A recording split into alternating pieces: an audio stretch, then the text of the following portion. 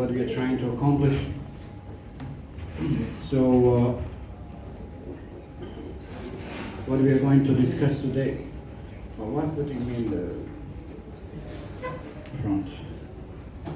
So what we are going to discuss today is science of soul.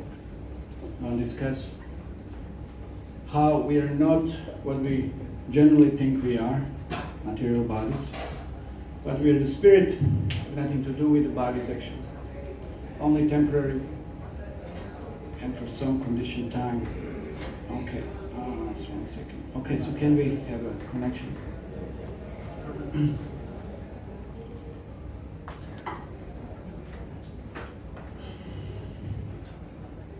Because this is the fundamental understanding in spiritual life. If this is not understood, there's no question of spiritual life.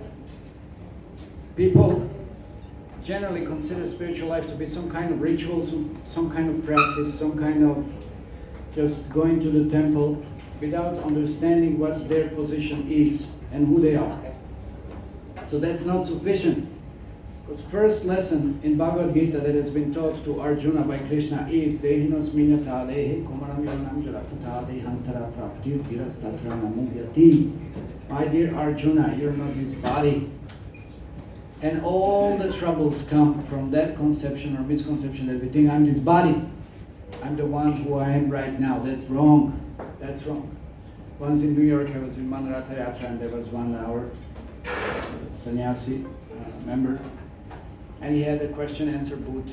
And there were two fat ladies walking by.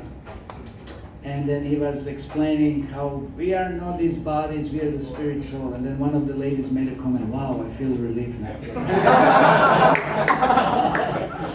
It is a great relief. It's an enormous relief. If you could realize that you're not this body, how much trouble this body is giving. If you want to ask me, I won't tell you now, because that might take some time. It's how much trouble this body is giving. So much trouble, especially the elder you get, the more trouble there is. Not necessarily, even when you're young or something, there's so much trouble. That's just body. What to speak of mind? Even we are not the mind.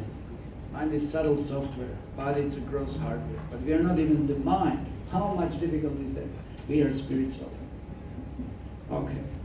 So let's turn off the lights and just focus on the presentation.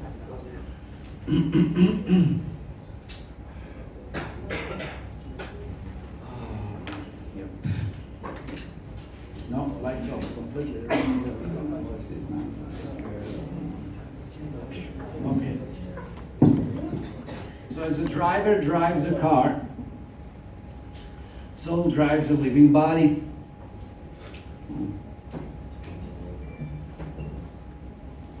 So that's a proven fact. Without the driver, the car is useless. Without the soul, the body is useless. So matter is dead while the soul is conscious. The soul is superior to matter. God is master of both soul and matter. The knowledge of relationship between matter, soul, and God can bring a great positive change in this world. So the science of soul. Okay. So there are several subjects that we're going to discuss. I'm going to come now. 1 second.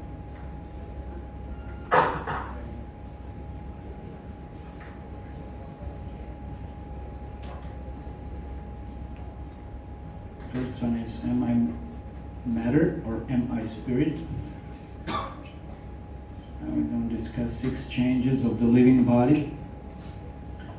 Then the scientific proofs for existence of an anti-material personality. The mechanism of reincarnation. The difference between soul and God. And practical benefits of knowledge of soul in everyday life. Okay.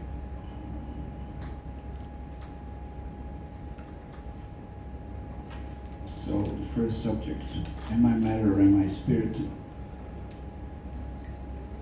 So who are we? Right? What is our usual conception, or as I said, misconception? Like people have identity crisis. How many of you had identity crisis? Anybody had any identity crisis? You all had it. You all had it, and you're still having it, and you're gonna have it. You're just so unfortunately ignorant that you didn't even know this about it. Every psychologist will tell you there are at least 3 major identity crises that one goes through one's life. One is about in a stage when it's kind of like around 12 or 13. Second one comes around 18 or so, 18 to 20. And the really major one comes in the mid-40s. These are the major ones, and there will be so many other minor ones throughout the life. What does that mean, identity crisis? When you don't know what to do with your life, who you are, what you're supposed to, let's say, usually in the West, what comes during that time, it's like, maybe, I hear it's a little bit different system, but in the West, when you go from primary, secondary, then you go into high school, or some other technical school or whatever. Then you have to choose, no? You never had the troubles choosing what you're going to study further, or what you're going to do with your life.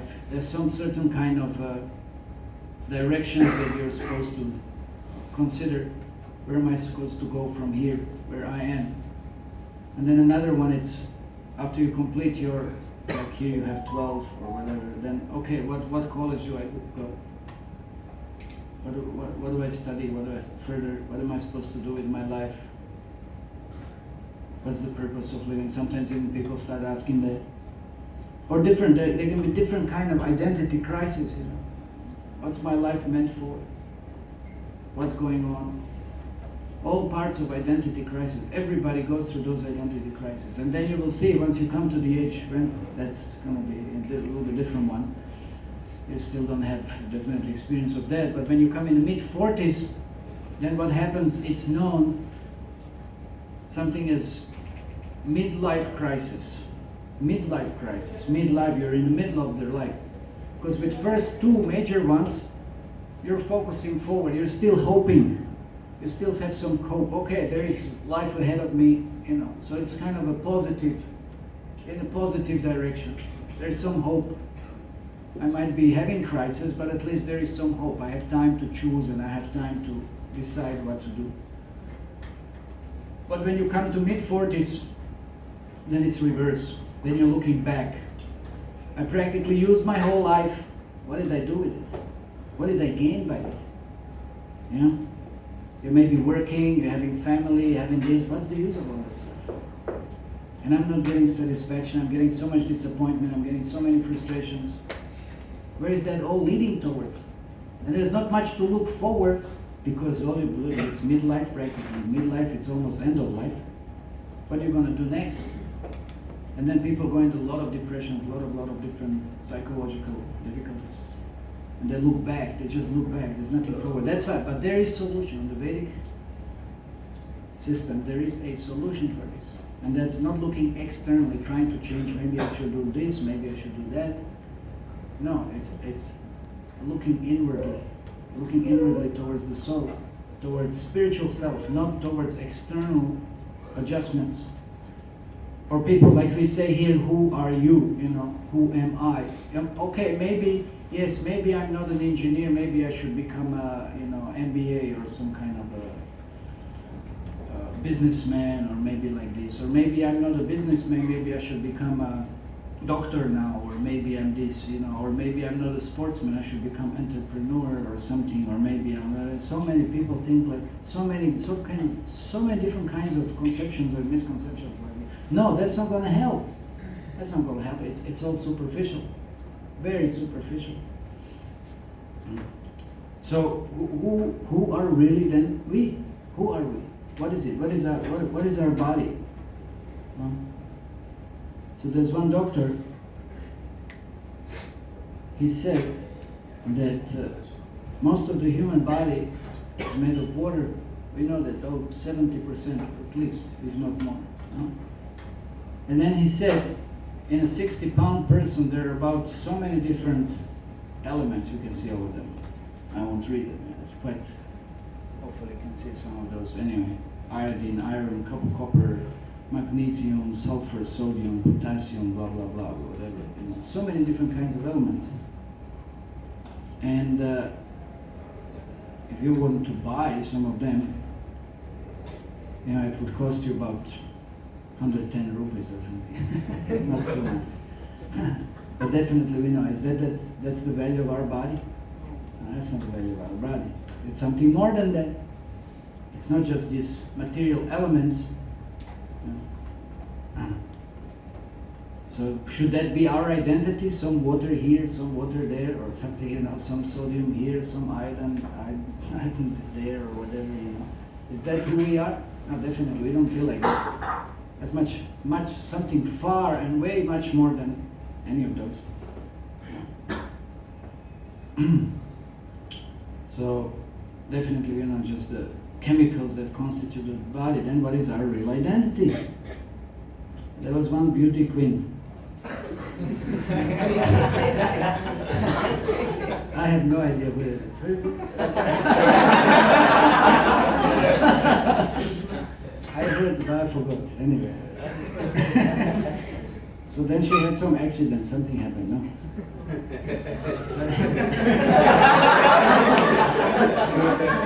And then, so we can say all the chemicals are saying, no? Let's say she left the body, and she left the body, she's dead? Yes. Really? Yes, suicide. Oh, I'm sorry. Suicide? Yes. Oh. Atma Hatya, that's really... Amangal, Bahuta Mangal cheese. Good bunch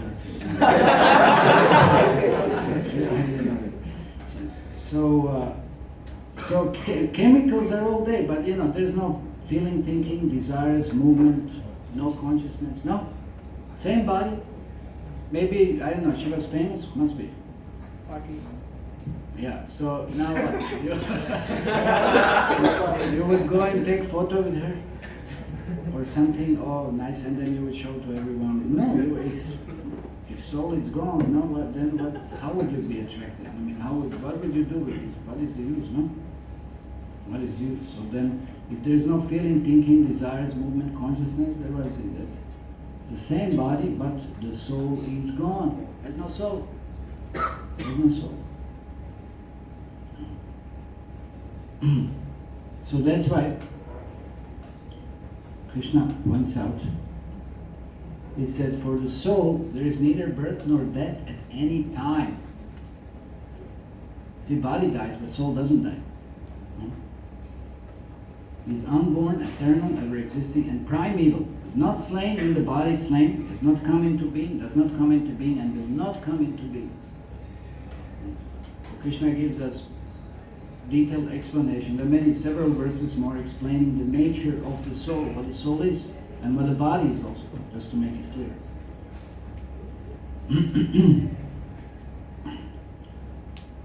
So, what are the differences between body and the soul? So, these are the basic ones. Body is matter, soul is spirit. Body is not conscious, soul is. Body is changing, soul doesn't. Body is temporary, soul is eternal. Body is dead. It's immediately dead. It's dead matter. Dead elements.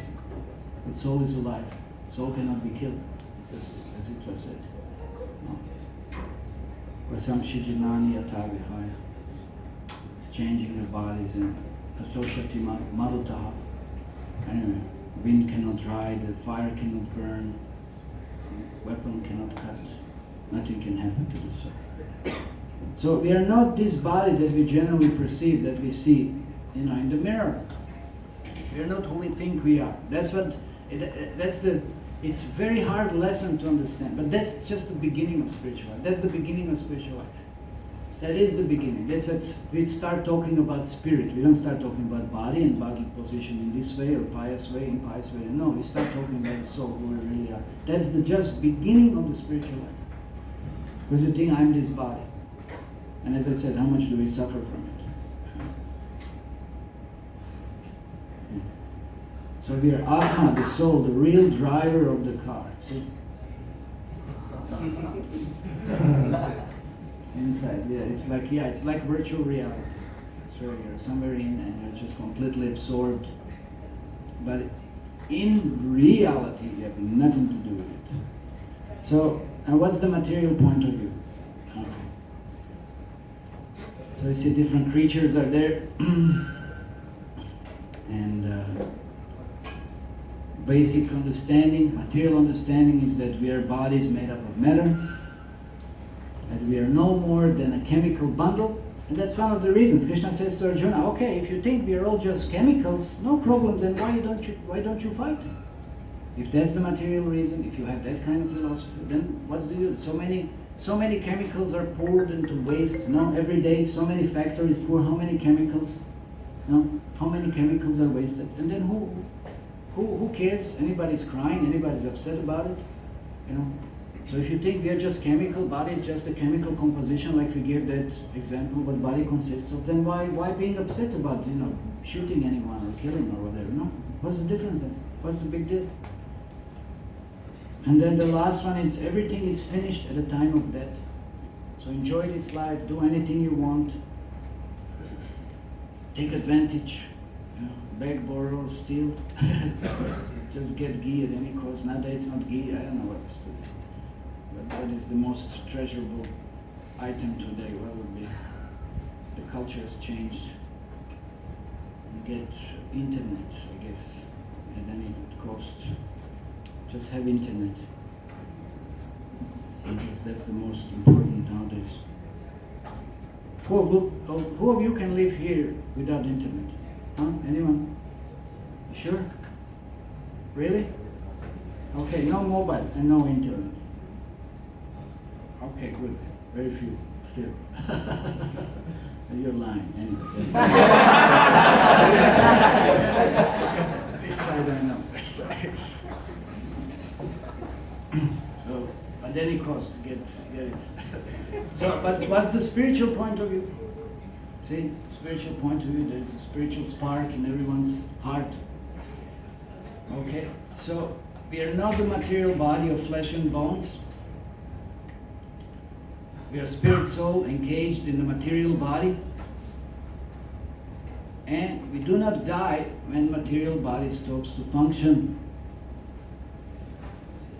That's the spiritual point of view. So what is that unseen driver of the car? What is it?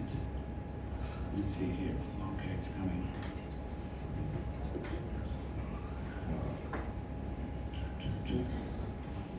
Yep. Okay, so we see driver and the car. They both have sight, right? Yes. See? Sound, they can produce sound. Both they have some energy, right? And both have some movement, something's going on. Something to move the body or the car. But, very important point, the car cannot budge 1 inch without the driver. The body is termed dead without the presence of driver, the soul. That's what we stated a little bit in the beginning, big difference. So that's why this material civilization is known as the cage polishing civilization. We are just so much concerned about the body, but we have no idea about the, as we said, driver of the body or the soul. As is like, you would get some, just now in Chhattisgarh, and then I saw one man, he was selling green parrots. There was some village outside, and then how he called them, whatever, it wasn't looking nice, These green parrots, they're so happy and nice, it's like, but then he called them and they were so sad, and he was selling them. So people buy different birds like this. Let's say somebody also gives you a bird and you want to have a bird, some exotic bird, like, I don't know, something from, they're so funny, some funny ones, they're called cockatiers. Cockatiers, anybody heard? Yes. Cockatiers are from Australia, and they're very funny. They're not exactly parrots, but kind of like some mixture of parrots and canarians or something like this. And they have their, like this. They're funny. And they say they're most intelligent. Once I made a joke with one of those. I was in Japan, one of my friends had one. I just showed the mirror, It was such a sound. The owner lady started running up, saying what's going to be. They thought it was cat, So I said, "Oh, I shouldn't do this anymore." That's fine. So just imagine you get a certain bird or something, and you polish the cage, clean the cage, everything, but you forget to feed the bird. What will happen? Bird will die. That's it. The bird will die. So you may have all kinds of cleaning, facilities, but if you don't feed the bird will die. So that's what we are doing in this material civilization, in this material world at the present. We're so concerned about the body. We'll go to gym. We'll go to so many different places to make this body beautiful and fit and this and that. But we are not feeding the soul. We are doing nothing for the soul. So that's why we are not happy. That's why we can't be happy. There's no question about it. Okay, so we go on to another subject. 6 changes of the living body. And just speed up a little bit. Okay. So man is not just a powerful computer or robot. It's a panel of judges. Some drama is observed by them, and then it's a drama recorded by camera. So then what we have? We have some Bollywood actress. Who's this one? Anyway, and she is very emotional. She's crying, and the hero is so disturbed. He's waiting on the rain, and there's a big drama going on. Bollywood drama. Oh, she loves me, but she got somewhere or other find someone else. What will happen now? It's funny. Bollywood is something so funny, It's like anyway. So that's not the point. The point is now. You see, the judges, they see with their eyes. Camera is having lens. So, is it going to be the same experience? It's going to be the same experience? No way. See? So, camera won't have any experience, but judges will. They'll experience, there's something emotional going on. You identify with your hero. And then, poor myself, she's gone, She was my life and soul. She was my soul. Now the soul. Now the soul. Anyway. She was like a bird, Either she's dead or she flew away. What should I do? So the judges will have some feeling, they'll have some experience, but the camera won't. Camera won't. So no emotion, see? And the judges will feel elation, sorrow, anger, whatever is going on. And then camera will have no consciousness. Judges will have consciousness, so no judging, and they'll be able to judge. So there's a big difference, no? There's a big difference. So that's why one man once approached Srila Prabhupada and said, Swamiji, I think our body is just a complex machine that gets worn out and crashes. Why should we bother about some soul powering the body? If you remember material point of view, we just said they think that this life is all there is, and just the body, do whatever you want with the body. So why should we worry about there's some soul or there is no soul? So does your car or computer grow? Do you have a male and female car that can unite and produce a baby car? A living body undergoes 6 changes, whereas the matter just depreciates. It is the soul that makes living body alive. That's a big difference, It's a big difference. So what are those major differences? Okay. between the body and the let's say a robot. Okay, the first one. A living body undergoes 6 changes while matter only dwindles. You'll see what those changes are. And then second, a male and female body can multiply. Similar species. Machines can't reproduce by union. A living body has consciousness, thinking, feeling, willing, while matter has no consciousness. Yeah? Ouch. Did I say that? No. No. There's no consciousness. There's no response. It doesn't matter. No? Can do whatever you want. There's not going to be response.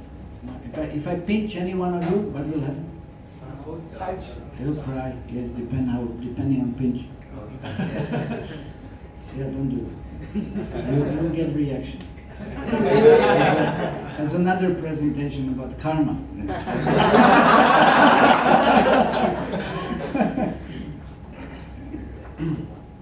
Okay, so what are those 6 changes? What are these different changes that every living body is undergoing? Okay, so first one is birth. Yeah, it appears. Then second is growth. Then the third is maintenance. Then fourth is production of byproducts. So every living, anything that's living, you can see it undergoes these 6 changes. Then 5 is dwindling. And finally, death. 6 changes. That's what's going on. So don't worry, this is not a family photo. This is one and the same person. It's just, yeah, see how bodies change. All of you have some photographs when you were small, right? Yes. What's your age? Don't look dead. Yes. 15. Huh? 15. 15 already. Okay. So anyway, you must be having some photographs or some images of yourself when you were, let's say, 8 or 3 years old. How old are you? I'm 3 years old.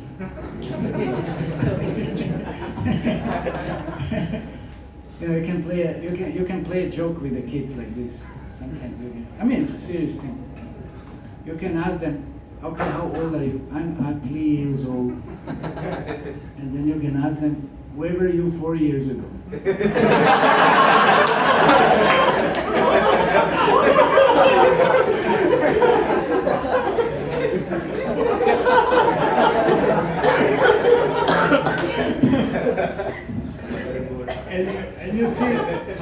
and you see what they're going to tell you.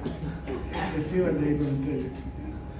Those who are a little smarter, they'll tell you, I was in mommy's tummy. I was like, what was that 4 years ago?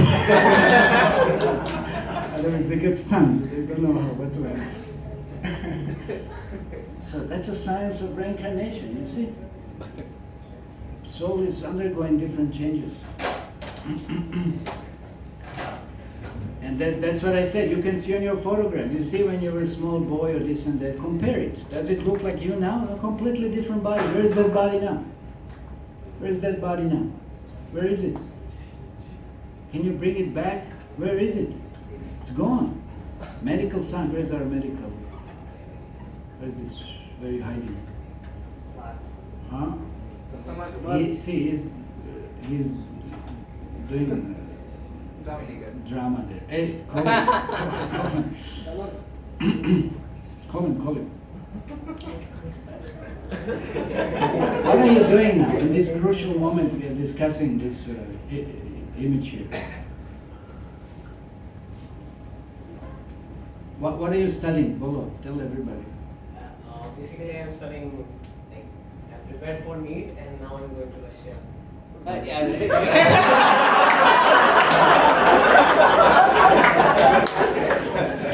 Where's your tank?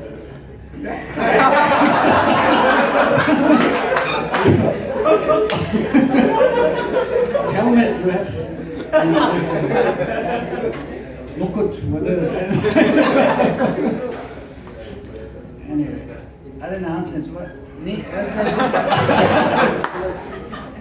Okay, no, what do we want to say? Do you learn that in the wherever, whatever you study, you learn that every 7 to 8 years, all the cells of body are replaced by new ones. You learned that? Really? They were teaching that? Yeah, in NCRT they have talks. Okay. Okay, so it's confirmed. Now you heard from the experts. Qualified, whatever. Yes, you. So every 7 to 8 years, all the cells of your body are going to be completely replaced with the new ones. But you remain the same person. Understand? That's why you see the body is different, but you remain the same person. No? So that's a medical science. It's a medical science. That's the science of Bhagavad Gita. That's what Krishna is talking about. You remain the same. Dehinosmina tade, homanam, yoganam, jara. Yeah. Dhiras tatra namuhya.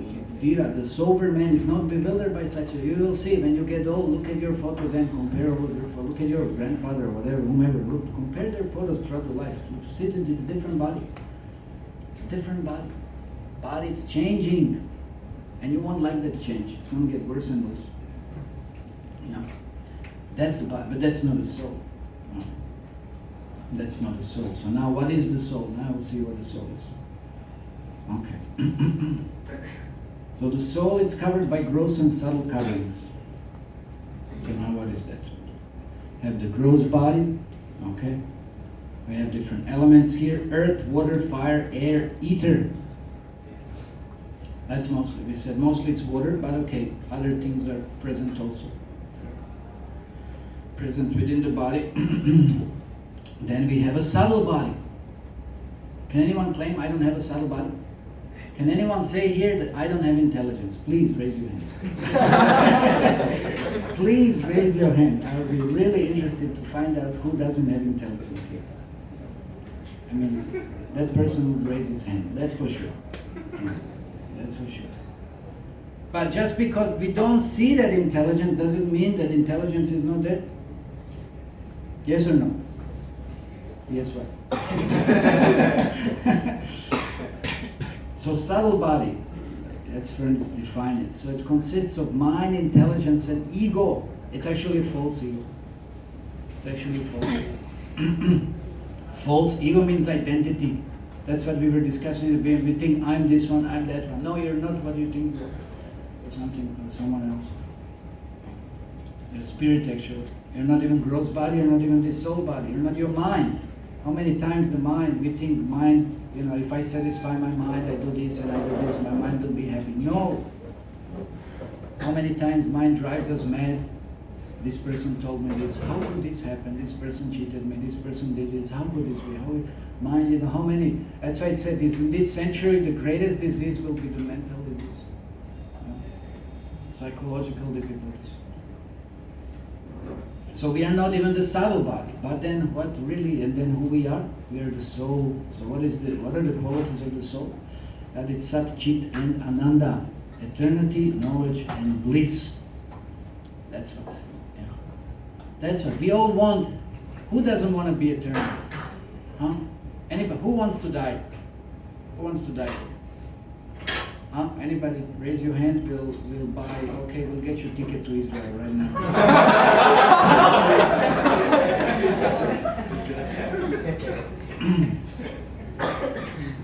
In essence, we really don't want to die. Even if we, let's say, face so many difficulties, then those difficulties are really be so intolerable, unbearable. But nobody really wants to die. Even cockroaches running. I'll get. Cockroach. I'm cleaning my room, I can't get one, you know, it's hiding somewhere. Such a big mess. I mean, I won't kill him, I'll just kick him out, but I can't find him. It's good, I have to finish this class fast because I have to clean my room. Anyway, okay. Before I go to sleep. So even cockroach is running, he doesn't want to, you know, he feels the threat and doesn't want to die. So it's unnatural. It's why it's unnatural. But we said body, it's already dead. Then how come it's unnatural? Because the word soul is eternal.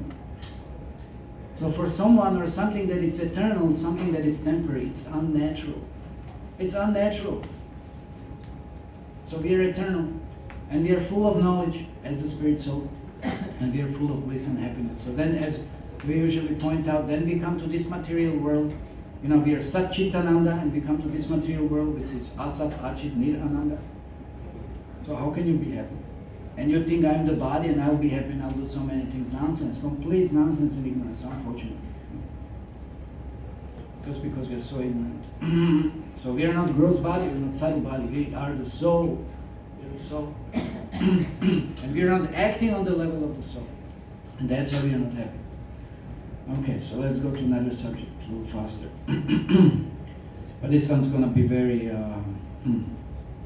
very deep subject. Of course, all of those could be discussed at length. Scientific proofs for existence of an anti-material personality, of course.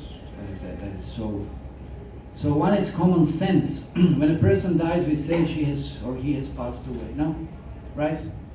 Chale gaya or something.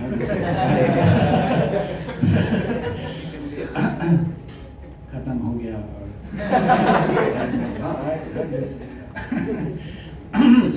So he's gone, she's gone. So who is gone? Who is gone? What is gone? Body is still there. You can kiss it, shake the hand, do whatever you want. Body is still there. No. A soul is gone. That's a common sense.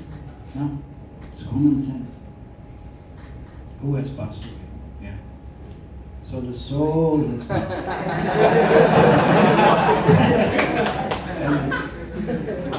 Don't laugh. Don't think this will not happen to you,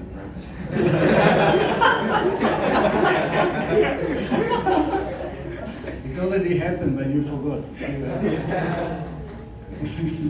So many times it happened. Then consciousness. We gave that example of camera, and see, camera sees the red light, and then couple, they have some memories about past, this and that. No. So consciousness means to be aware. So that's another symptom. It's consciousness, thinking, feeling, willing, and intentionality. That's what camera doesn't have. But soul having consciousness does. So these are the symptoms. Like, how do you know? Of course, now you don't know because it's dark. But let's say you're in this room. You're in this room, and it's like 2 p.m. 2 p.m. And how do we know the sun is out there? How do we know sun is out there? Even now we can say, how do we know the sun is out there, but it's somewhere else? But how do we know? But let's say 2 p.m. is better. How would we know? Based on what? Huh? Think a little bit, please. I have to go to my room a little faster. Let me finish this. Huh? Light. Yes. Light. So what does that mean? By the symptoms, no? You don't see sun directly.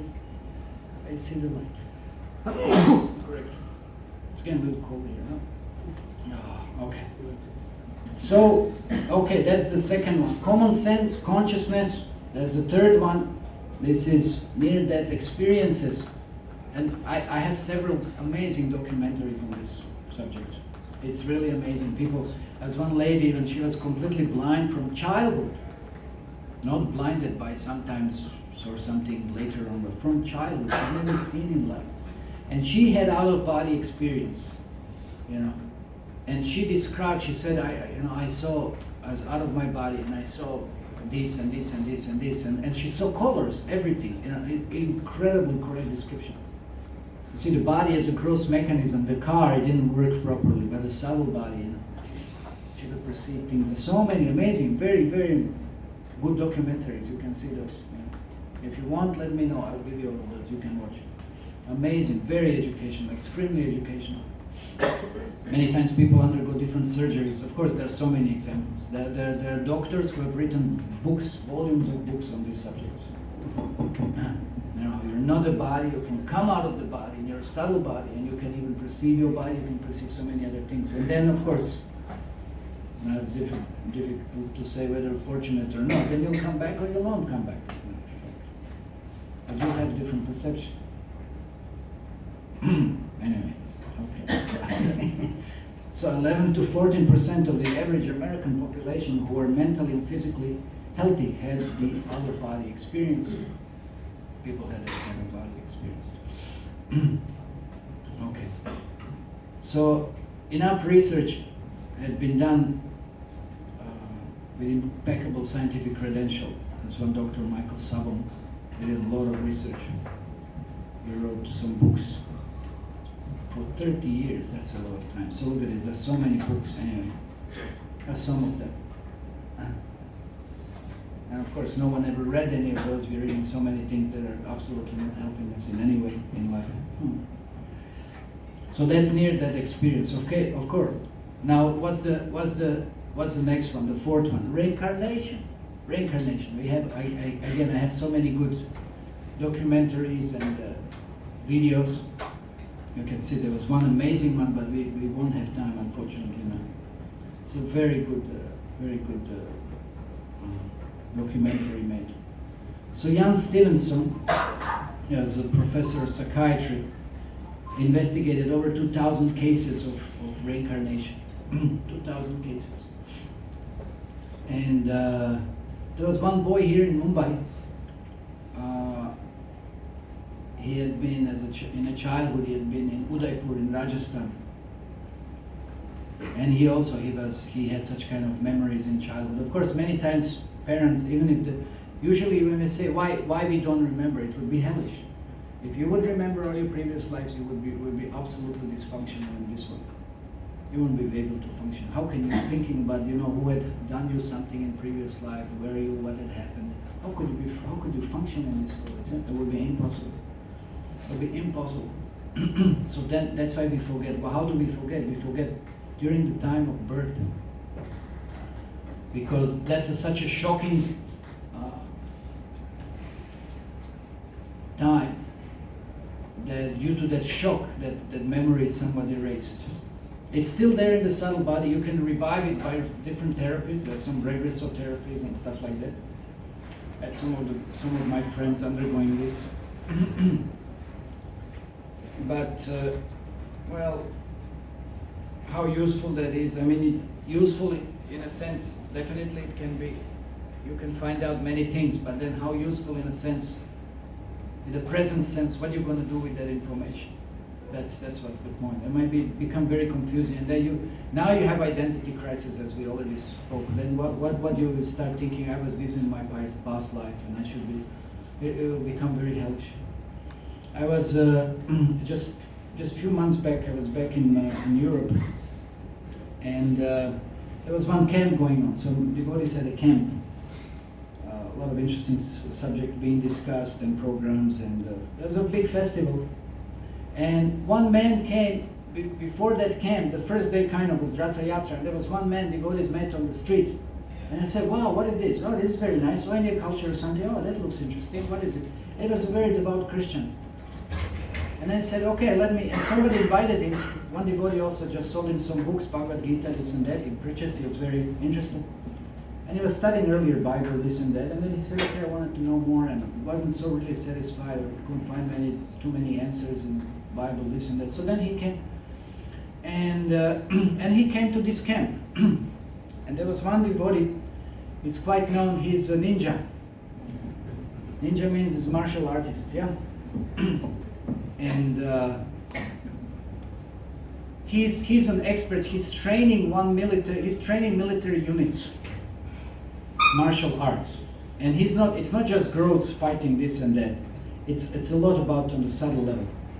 Even when he sleeps, he should sense somebody coming, apparently to kill him or whatever, and he should wake up and be ready to fight with that person. Whatever. It's extremely subtle. It's amazing. It's a very, very subtle art as well. It's not just girls fighting and stuff like that. UFC, whatever nonsense. So he was there, and he can read people. He can perceive that subtleness also. And it was just amazing. That man came, and when this devotee, who is, let's say like this, he's a ninja, when he saw that man, he kind of was like, "Wow, where are you? I haven't seen you for a long, long time, and I haven't seen you for lifetimes." And this guy was shocked. "What are you talking about? What are you talking about?" Just imagine somebody comes on the street somewhere or wherever. "Hey, where are you? I didn't see you for a lifetime." I'm like, "Who are you?" Well, what are you talking about? And then he said, Actually, in one of the lifetimes, we were in Tibet. We were fighting together, Chinese. Yeah, don't laugh, really. It's not funny.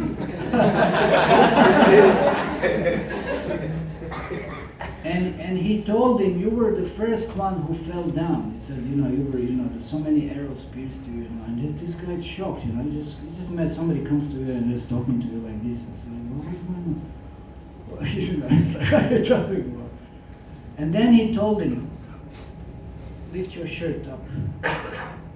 Lift your shirt up. And this fellow did that.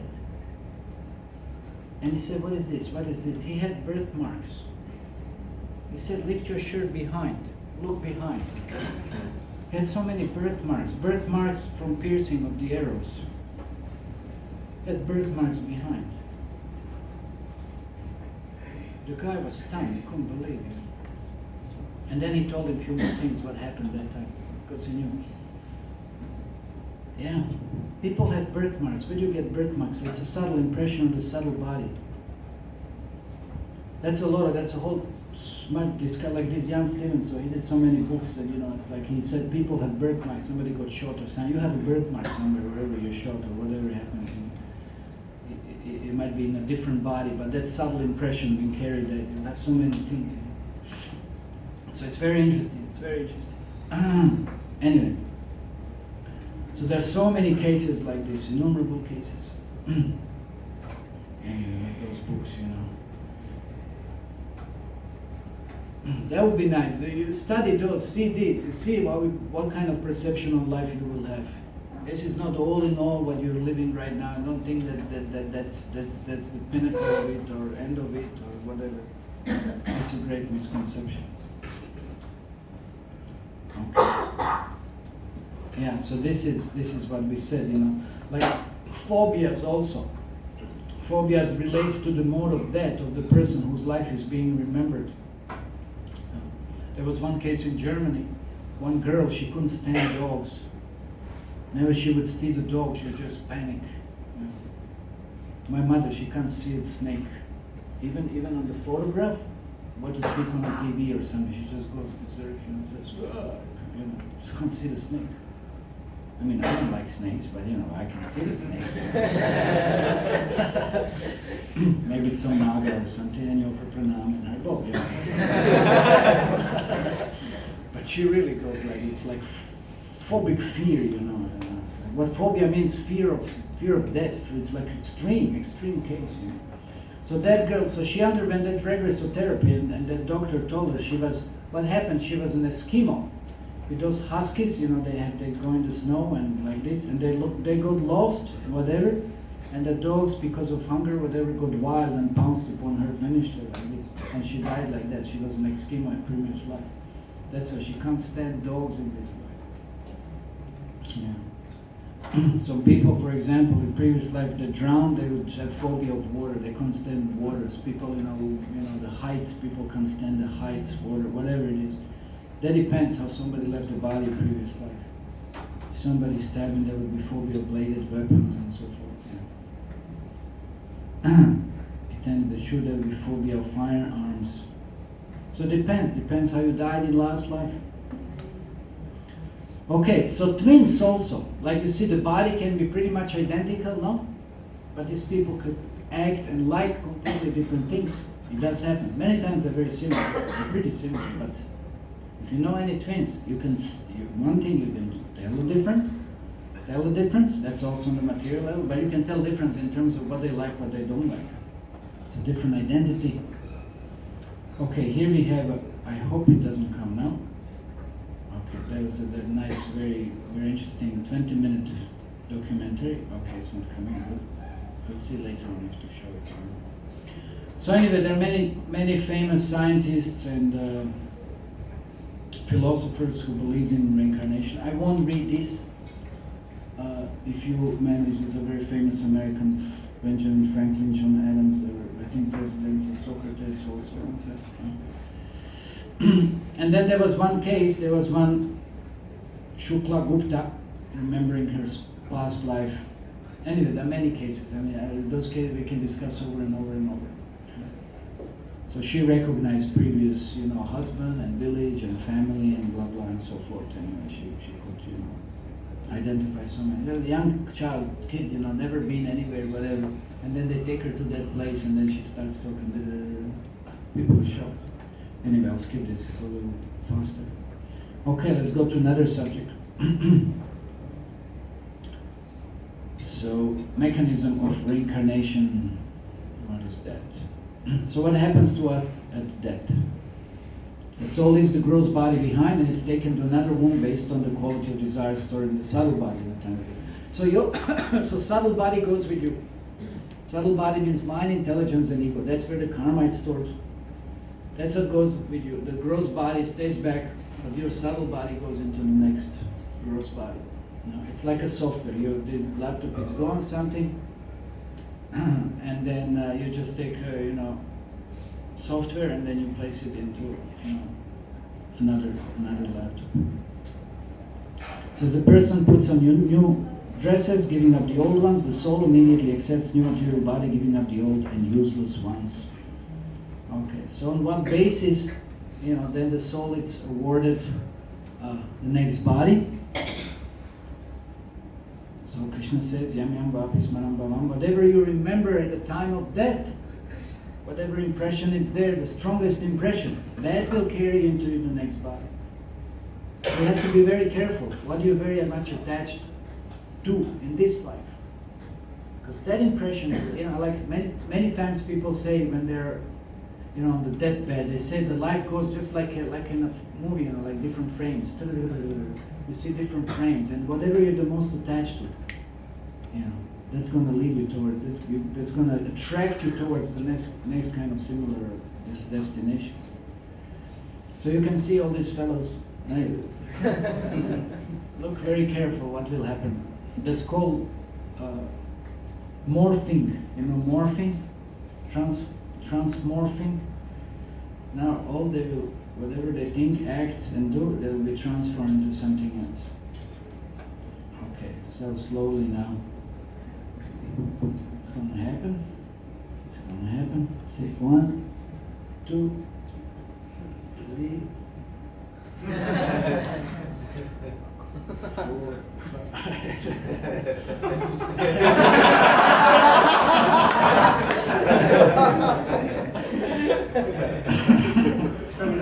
Okay, anyway.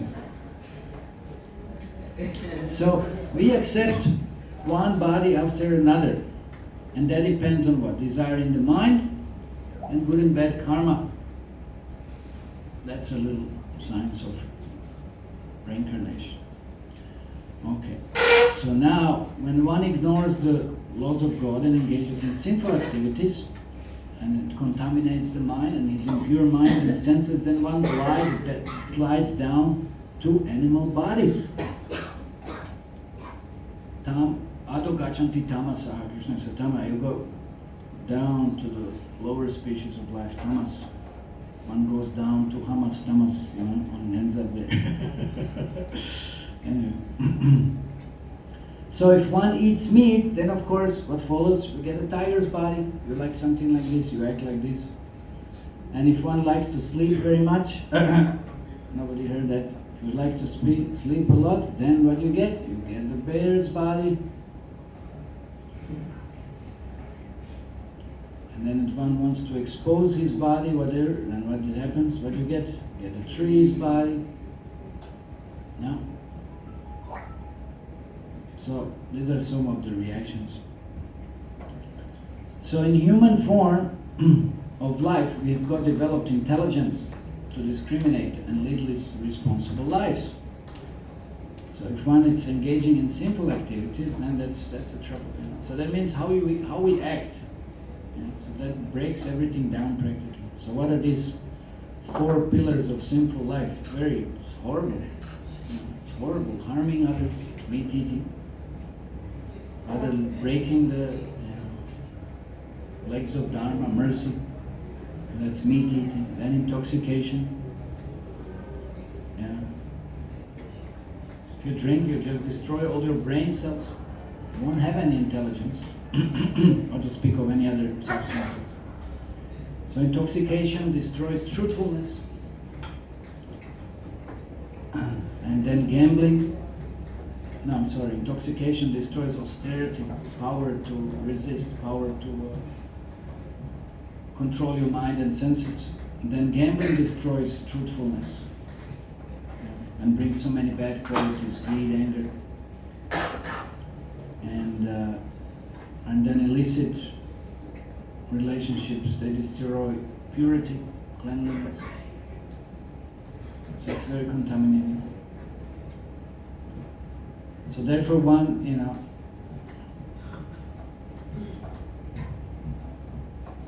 will degrade oneself to the lower forms of life. Okay. But if we lead responsible lives, following some common sense and some principles of Dharma, and we practice some some austerity, practice some yagya, practice some just trying to do some sacrifice,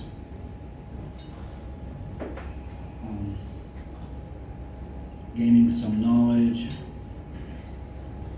and have a good association, then that will actually elevate us from envy, ignorance, anger, elevate us up, as we said, back to the Satchit and Ananda position in the spiritual world. Okay, so now briefly, some differences that we don't misuse or misidentify, misunderstand, that we are, God, we are Krishna or something. So we have to understand that there is difference between Krishna and the soul. So we'll just do this very fast. So we are not gods, but we are gods. That's important to understand. Krishna says that I'm the only Brahman. I'm the only Brahman, but Krishna is Para-Brahman. My power is limited. His potencies are unlimited. Krishna is the source of all existence. We are not source of all existence. What are we source of all the trouble? His form is imperishable, full of 6 opulences. Aishwaryasya Yashastriya. What is it? Yasha means fame, strength, knowledge, power, opulence. Yeah. He pays a visit to this world out of his own sweet will to please and protect his devotees and punish the evil.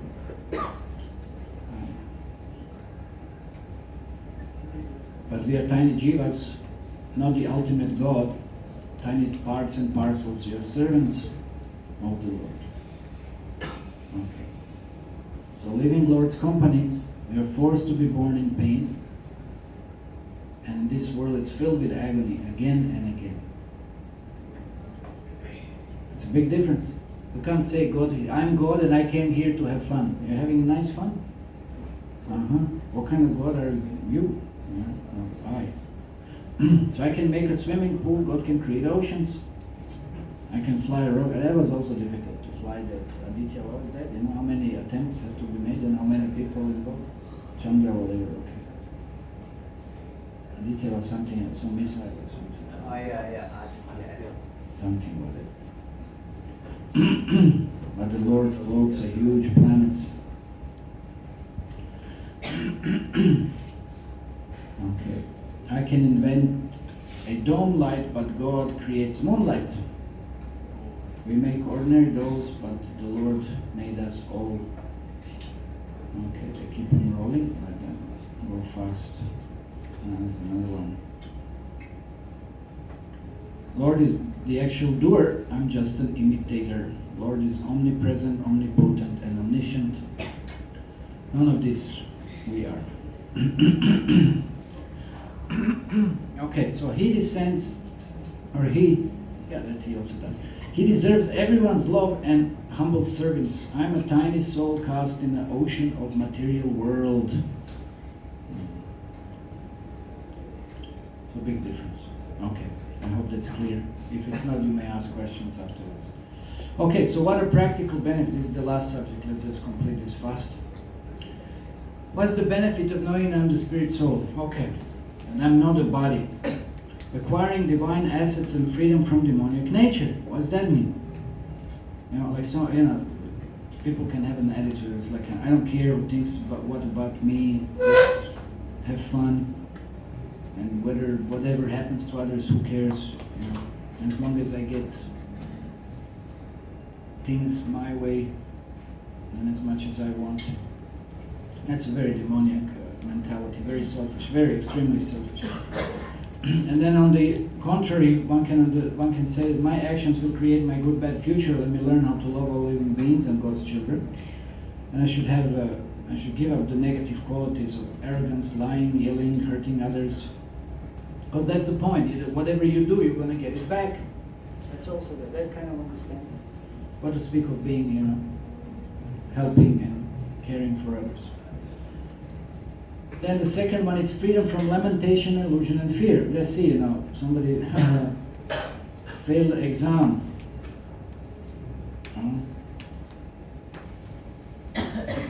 Feeling very depressed, very, you know, troubled. Shiva, pass the exam? Okay, we'll talk later. And then you see, even if you didn't, but then at least if you know the spirit soul, I get another chance, you know, somewhere or other, something, there's some positive attitude. But then you do something about it, no? You don't remain a nonsense, irresponsible. Okay, so then the third point is universal brotherhood. That's a big one. That's a very serious one. Actually, it's something I wanted to discuss today, but there's not much time. Like for example, let's see, there's one person who said, is your forefathers, like Hitler killed my forefathers, Jews, but fortunately I have no enmity with you because I know by the grace of Lord Krishna that we are not these superficial bodies but spirit souls. You know? So people of different kind of backgrounds, bodies, whatever it might be, they coordinate and cooperate and work together based on the understanding of the soul. It's a very serious thing. It's a very serious thing because if you don't, you know, it's all these different things divide us. And they say, like, yes, how was that match yesterday? Who won? India lost, huh? What? I didn't hear that. India won. Wow. So based on the core nation, how did this come here? Religion, position, social status, education, beauty, public conduct. It's like the innumerable ways you can divide. Innumerable ways you can divide, anyone or anything. But there was one very interesting thing that Bhaktisiddhanta Saraswati Maharaj told to Subhash Chandra Bose. He said, now you're fighting for India. Yes. But you're so much meditating on the British. What if you become British in your next life? Think about that. Think about that. That's a very serious thing. You're so much into Pakistan. Well, if you're meditating so much, maybe next life you'll be born in Pakistan. Who will have the last laugh? See what material nature, how it's very interesting. Material nature, or Durga, she has a lot of fun. She has a lot of fun seeing foolish creatures who have no idea about their real identity as a spirit. So much fighting is going on in the world based on so many different misconceptions. No? And who has the last laugh? So we should really learn something. We should really learn something. Otherwise you don't know where you're going to end in your next existence. Okay. So positive outlook and attitude to life. So instead of blaming others, doing something positive, having proper attitude, and not being selfish, being selfless, and helping others. Anyway. And then the fifth one, it's meditation for peace, happiness, and prosperity. And not worry about material defects, whether it be subtle or gross. Because many times, as we said, how much trouble this body gives us. It has so many complexions, so many identity crises also based this body, and how we want this body to be, and this so forth and whatever. So one can be free from that. Okay, and then of course, right use of resources, understanding that other living beings are also there, and we don't exploit other living beings, especially the mother cow. Okay. So these are some practical benefits. Acquiring divine assets, freedom from demonic nature, freedom from lamentation, fear, illusion, universal brotherhood, positive outlook and attitude to life, art and science of mantra meditation, right use of resources. Okay, Hare Krishna. Any comments or questions?